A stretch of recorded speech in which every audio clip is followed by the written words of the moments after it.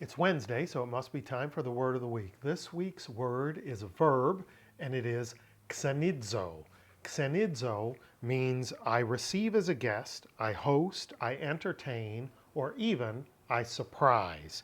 It comes from the noun xenos, which we get our English word xenophobia from. A fear of what is foreign or alien or the other.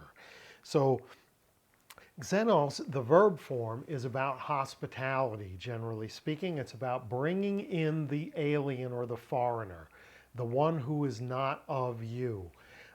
We have to consider that the Old Testament and New Testament were cultures that were deeply steeped in hospitality. They greatly valued hospitality. The least conceivable thing to do would be to turn away a stranger who had a need for shelter or sustenance, right? Like if someone came along who was in a bad way, who was traveling, who was far from home, without question, you would welcome them in and make sure that they were fed and sheltered and protected and cared for.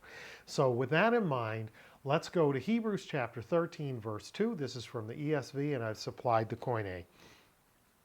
Do not neglect to show hospitality to strangers, for thereby some have entertained angels unawares. Now notice I have two words here that I've brought the Koine in for. The first one has to do with hospitality to strangers. Philoxenias. Philo, love, xenias, aliens, foreigners, strangers. Do not neglect the love of strangers. Okay, and then we get down, why should you not do that? For thereby some have entertained, and this is our word of the week, xenitsantes, an aorist participle from xenidzo, and it's literally bringing in and hosting angels unawares, right? So what is this reference?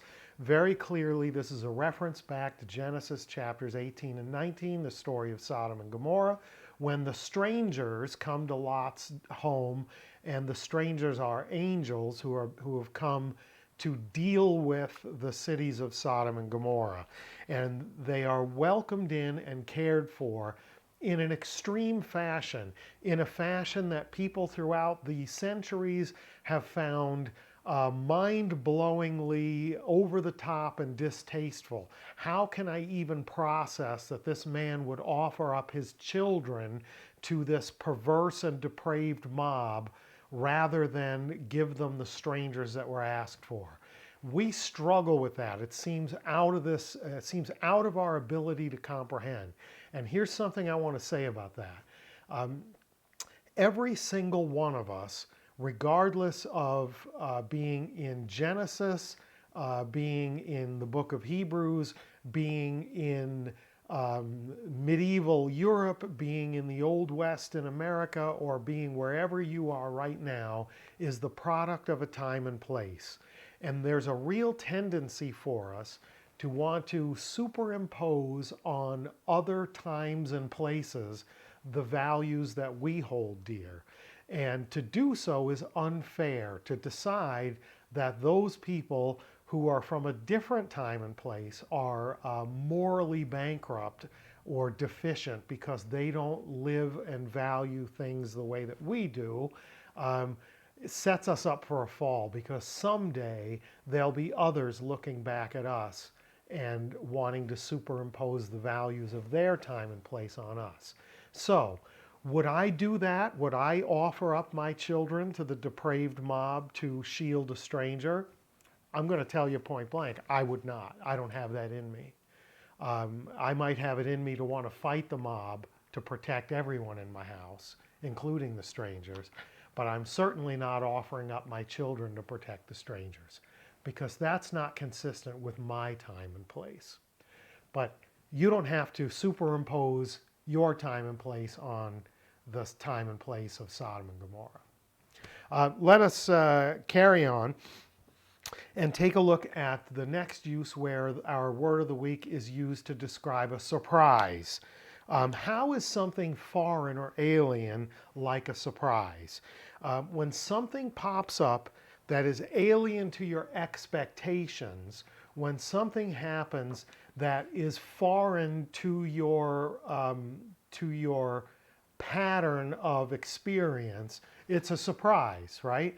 So even if you think of a little child who's cranking the handle on a jack-in-the-box for the first time and hears the music, oh, when I turn this, it makes music, then all of a sudden, pop, up comes this little clown or whatever is inside the jack-in-the-box. It's startling, it's surprising, because your expectation is when I turn this, it makes music, but then there's the introduction of this alien thing. That startles and surprises, right? So for our example here, we're looking at 1 Peter chapter 4, verse 12, again from the ESV with the Koine supplied. Beloved, do not be surprised at the fiery trial when it comes to you to test you, as though something strange were happening to you. Again, I've given us two Koine words to look at here. The first, me exegesis, is negated, and it's a passive form of our word, and it's second person plural. Do not be surprised. Don't be shocked at the fiery trial, as though, and then we get to our second word, as though something strange, hos xenu, were happening to you. Something strange, hos xenu, as a strange thing. Right? As an oddity, as some foreign thing. The notion of a fiery trial shouldn't be alien to you, Peter tells his audience. And if it's not alien to you, you won't be surprised when it happens. If I know, even though when you're a little kid you enjoy the being startled with the jack-in-the-box, but after a while you know that when I keep turning the handle, sooner or later the clown is going to pop out of the box, right? It's not as much of a surprise as it was the first time, because you didn't know it was coming. So if you're forewarned and you expect it, you shouldn't be surprised when it happens. Finally, we're going to look at our word of the week to describe strange things. And the example we're looking at is Paul preaching in the city of Athens. Athens is a city that is religiously and philosophically a plurality. There's many kinds of beliefs and many kinds of philosophies in the city of Athens. But Paul and his team show up and start preaching something that these folks haven't heard before. And before they allow it, before they welcome it into the plurality of beliefs, they want to know more. So here we get Acts chapter 17, verses 19 and 20. And they took him and brought him to the Areopagus, saying, May we know what this new teaching is that you are presenting. For you bring some strange things to our ears. We wish to know, therefore, what these things mean.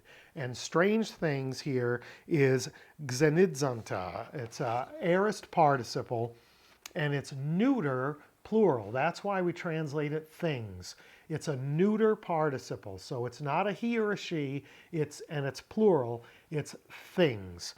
So the strange things, the foreign things that they're hearing from Paul, they want to know more about before they can just sort of extend hospitality like they've extended hospitality to all the other ideas in Athens. So in this sense, Paul's ideas, Paul's teachings are the foreigners in Athens. Is Paul a foreigner in Athens? Yes, he is. But in their words, they're saying the things that he's teaching are the foreigners that have now come to Athens. And before they give them hospitality, the hosts will want to know a little bit more about them.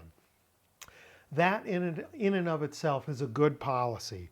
It's good to know something about the ideas you welcome into your head. It's at least as good to know that as it is to know something about the people that you might welcome into your home and offer hospitality. So what is our word of the week? Xenidzo. I receive as a guest, I host, I entertain, maybe even I surprise. That's the word of the week. Hope it was good for you. See you next time. Karis Kairene Humin, grace and peace to you.